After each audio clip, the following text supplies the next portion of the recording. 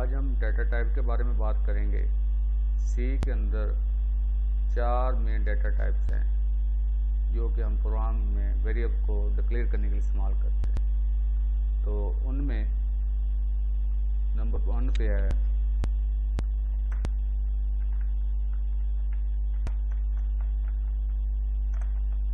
Integer data type. तो ये integer data type जो है इंट वैल्यू को, डेसिमल वैल्यू को स्टोर करने के लिए इस्तेमाल होती है। यानी कि जब हम किसी भी वेरिएबल को इंटीजर डिक्लेयर करेंगे तो उसके अंदर जो अशारिये के बगैर वैल्यूज है, जैसे कि 10 है, 15, 100, 150, 87, 790, ये वाली वैल्यूज स्टोर हो सकेंगी। तो अगर आप बड़ी डेसिमल वैल्यूज जो कि लाखों में होंगी उनको स्टोर करना चाहिए तो फिर आपको लॉन्ग इंटीजर वेरिएबल को डिक्लेयर करना पड़ेगा।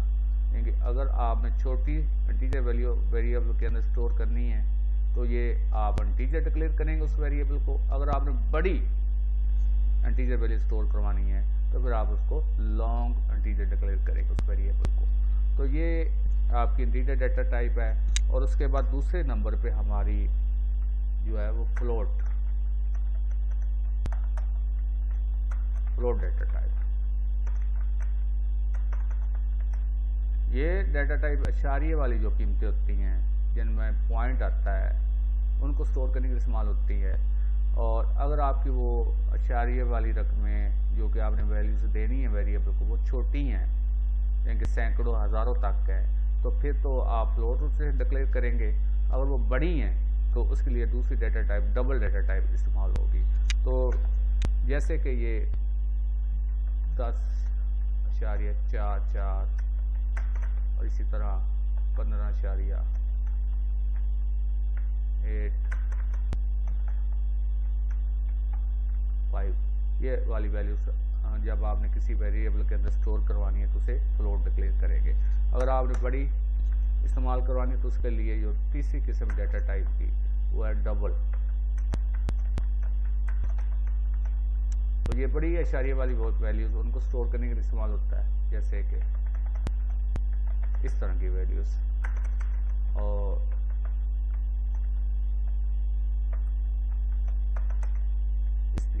इस तरह की जो वैल्यूज स्टोर अगर आपने वेरिएबल के अंदर करनी है तो उसे आप डबल डिक्लेयर करेंगे। इसी तरह जो चौथी हमारी टाइप है वो है करैक्टर डाटा टाइप।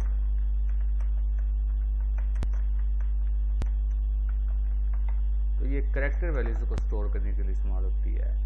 तो जैसे कि A, B और D, ठीक है, कोई सिंबल भी हो सकती है, परसेंटेज की अलामत, डॉलर की अलामत, ये सब एक करैक्टर को शो करते हैं। इस तरह की अगर वैल्यूज आपने वेरिएबल के अंदर स्टोर करनी है तो उसे हम करैक्टर डाटा टाइप को डिक्लेयर उसको करेंगे। तो अब हम एक प्रोग्राम बनाते हैं जिसमें हम 3 इंटीजर वेरिएबल लेंगे और 2 को हम इंटीजर वैल्यूज देंगे और तीसरे के अंदर उसका रिजल्ट हम लेंगे और उसे फिर हम डिस्प्ले करके देखेंगे। तो उसके लिए आप ऐश इंक्लूड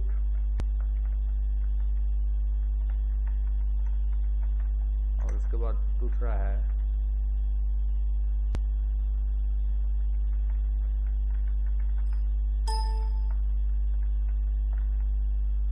कोनियो मेन। ये तो आपको मैंने पहले ही बताया कि 3 लाइनें जो है प्रोग्राम के शुरू में इनको आपने ऐसे ही लिखना होता है। उसके बाद हमारा असल पार्ट यहाँ से स्टार्ट होता है। तो इसमें हमने 3 वेरिएबल। तो यहाँ एक नोट कर लें बात कि जो इंटीजर वेरिएबल जब आपने डिक्लेयर करनी तो उसके लिए आपने इंट की अलामत इस्तेमाल करनी। इंट पूरा इंटीजर वर्ड आपने इस्तेमाल नहीं करना, इंट, और ये स्मॉल लेटर में होगा इंट। और आगे जो भी आपने वेरिएबल डिक्लेयर करने हैं, जैसे कि हमने 3 करने हैं, तो एक A, दूसरा B, तीसरा हम कोई कह लें, हम सम कर देते हैं डिक्लेयर, तो एंड पे सेमीकोलन। तो अगर आपने एक ही प्रोग्राम के अंदर और डाटा टाइप भी देनी है, जैसे कि ये इंट में तो हमने 3 वेरिएबल को डिक्लेयर कर लिया। अगर आप फ्लोट में भी कोई वेरिएबल डिक्लेयर करना चाहते हैं तो उसको अगली लाइन पे आप फ्लोट एक्स वाई सेमीकोलन, इसी तरह अगर कुछ तीसरी डाटा टाइप में आपने यहाँ इस्तेमाल करना है तो उसके लिए करेक्टर के लिए यहाँ आप CHAR लिखेंगे, तो उसके लिए आप किसी भी वेरिएबल को वी को हम बतौर करेक्टर डिक्लेयर कर देते हैं। तो ये अगर तो आपने एक ही तरह के डाटा टाइप्स इस्तेमाल देनी है वेरिएबल को, तो एक ही लाइन में आप लिख दें, काफ़ी है। अगर आपने 2 डाटा टाइप देनी है वेरिएबल को, मुख्तलिफ वेरिएबल को, तो आप 2 लाइनों में लिखेंगे, एक में अलग, दूसरी में दूसरी डाटा टाइप के। 3 के लिए 3 लाइनें इस्तेमाल होंगी। तो हम फिलहाल एक के लिए 3 तरह के वेरिएबल एक ही डाटा टाइप में हम डिक्लेयर कर रहे हैं। तो अब असल में जो हमारा फार्मूला होगा वो इस तरह का होगा कि sum equal to a plus b। हमने इस फार्मूले को एग्जीक्यूट करवाना है। तो अब यहाँ आप थोड़ा सा नोट कर लें कि ये वाला पार्ट जो है, ये वाला part right hand side expression का, ये हमारा इनपुट पार्ट है, जिनके हमने इनको वैल्यू इनपुट करनी है। और ये वाला जो पार्ट है दूसरा, तो वो हमारा आउटपुट पार्ट है। तो इसको हमने, इसका आंसर हमने लेना है, इसका हमने रिजल्ट लेना है।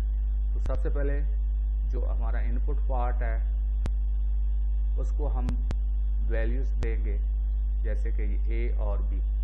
तो यहाँ नोट कर लें, कोई भी एक्सप्रेशन आपको दी जाए उसके जो राइट हैंड साइड है वो उसको हम अक्सर वैल्यूज देते हैं, और जो लेफ्ट हैंड साइड उसका हमने आउटपुट लेना होता है। तो यहाँ हम A को वैल्यू देंगे A इक्वल टू 40, इस तरफ B इक्वल टू 36। ठीक, आप कोई वैल्यू भी दे सकते हैं, लेकिन क्योंकि हमने इंटीजर डिक्लेयर, लेकिन स्मॉल देंगे जो इसकी रेंज में आएगी वैल्यू वो आप देंगे। तो हम इसको, उसके बाद हम यही फार्मूला उठा के यहाँ पेस्ट कर देते हैं। इसके बाद क्योंकि इसी फार्मूले ने एग्जीक्यूट होना है और एंड पे सेमीकोलन आपने लगाना है। तो उसके बाद जब ये एग्जीक्यूट हो जाएगा फार्मूला, तो हमें आउटपुट चाहिए स्क्रीन पे। तो उसके लिए हम, आपको पता ही है, printf क्योंकि जो आपका आउटपुट फंक्शन है वो हम इस्तेमाल करते हैं। और डबल कोट्स के अंदर हम वो चीज़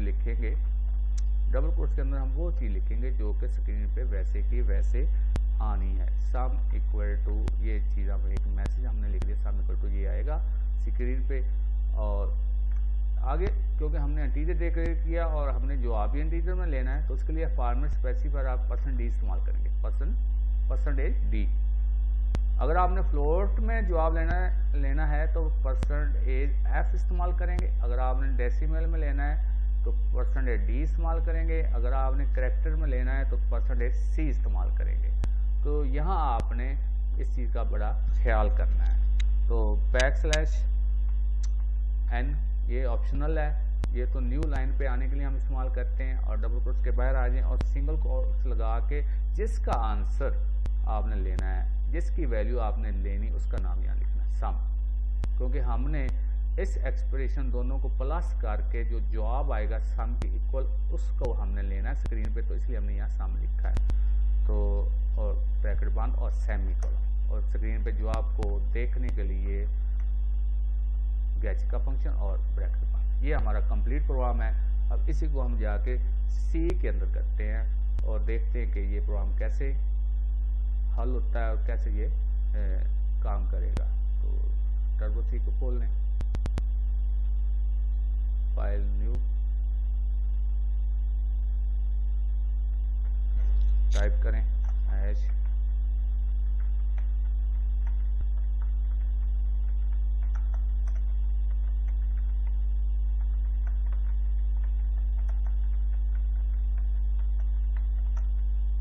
क्योंकि 3 वेरिएबल हैं, इंट a, b, सम। जितने भी वेरिएबल हो आपने दरमियान में कॉमे लगाते जाना और एंड पे सेमीकोलन। और a को हमने वैल्यू कोई भी दे दें, b को आप दे दें, क्योंकि ये दोनों ने वैल्यूज हमसे इनपुट करवानी है।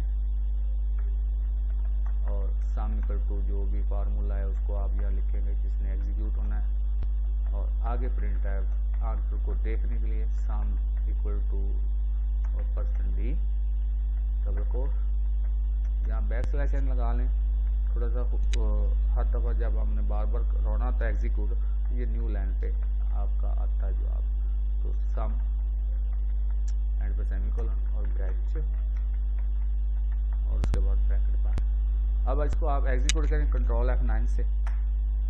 ये देखिए sum equal to 56, sum equal to message जो हमने डबल कोट्स के अंदर बंद किया था और परसेंटेज डी लगाया था फॉर्मेट स्पेसिफाइड, तो वहाँ डेसिमल में आंसर आया। किसका आया? सम का। इसका इस आर्गुमेंट का आंसर इस शेप में इस फॉर्मेट में आया है।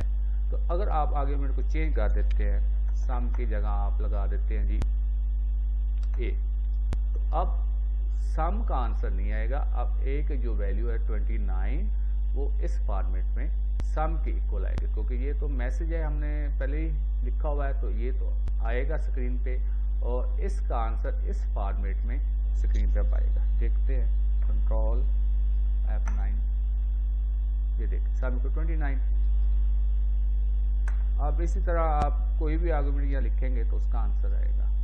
तो क्योंकि हमें तो सम का आंसर चाहिए था इसलिए हम सम ही यहाँ लिखेंगे।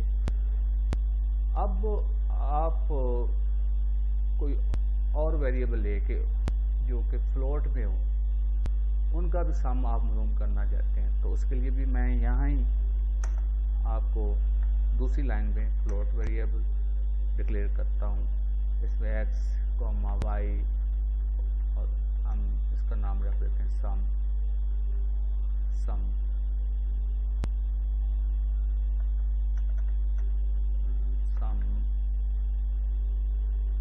1, ठीक है, सम 1 इसका नाम रख देते हैं। तो पहले में 3 वेरिएबल थे, इंटीजर थे a b सम, और दूसरे में 3 वेरिएबल हैं x y और सम 1।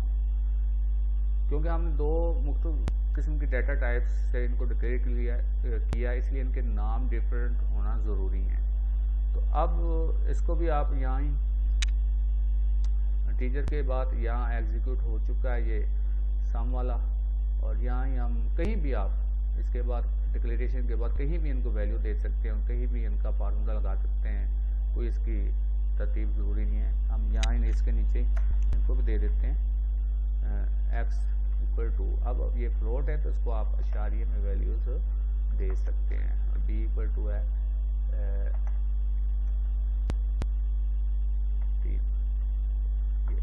और इसका सम 1 फार्मूला हमारा उसी तरह का ही है, लेकिन वेरिएबल का फ़र्क है। तो x, सॉरी यहाँ मुझसे मिस्टेक होगी क्योंकि ये दूसरा वेरिएबल y है, b नहीं है, तो यहाँ हम y लिखेंगे और सम x प्लस, ठीक है। तो ये फार्मूला हमारा कंप्लीट हो गया। अब इसका आंसर भी लेने के लिए आपको नीचे एक और प्रिंट एफ की स्टेटमेंट लिखनी पड़ेगी। Print F sum 1 equal to, अब इसका फॉर्मेट स्पेसिफायर क्या होगा आप मुझे बताएं। अब इसका फॉर्मेट स्पेसिफायर परसेंटेज f होगा, क्योंकि हमने फ्लोट वैल्यूज दी हैं और फ्लोट में हम आंसर लेना चाहते हैं, तो हम यहाँ फॉर्मेट परसेंटेज f का इस्तेमाल करेंगे और \n double quote single quote sum 1 और ब्रैकेट 1 और कैच। अब हम इसको कंपाइल करके देखते हैं और एग्जीक्यूट करते हैं कंट्रोल है। ये देखिए अब 2 आंसर आ चुके हैं, एक वो इंटीजर वाला जो सम था उसका आया है 56, और एक सम 1 जो कि फ्लोट के लिए हमने इस्तेमाल किया था उसका आंसर आया है 677.719971 यानी कि फ्लोट में। तो क्योंकि थोड़ा सा इसमें आप स्टार्ट में एक फंक्शन इस्तेमाल कर लें CLR क्लियर स्क्रीन, ये स्क्रीन को क्लियर करने के लिए जो पहले आउटपुट हमारा स्क्रीन पर होगा वो अब ख़त्म हो जाएगा, तो न्यू आउटपुट सिर्फ हमें नज़र आएगा। ये देखिए सम इक्वल टू 56 और सम 1 677.71। तो इसी तरह जो करेक्टेड डाटा टाइप है उसको भी आप प्रैक्टिस कर सकते हैं। उसके लिए आप करैक्टर वैल्यूज देते हैं और उसका फॉर्मेट स्पेसिफाइड %F%C होगा, तो उसको भी हम यूज़ कर सकते हैं। तो इंशाल्लाह अगले लेक्चर में भी आपसे मुलाकात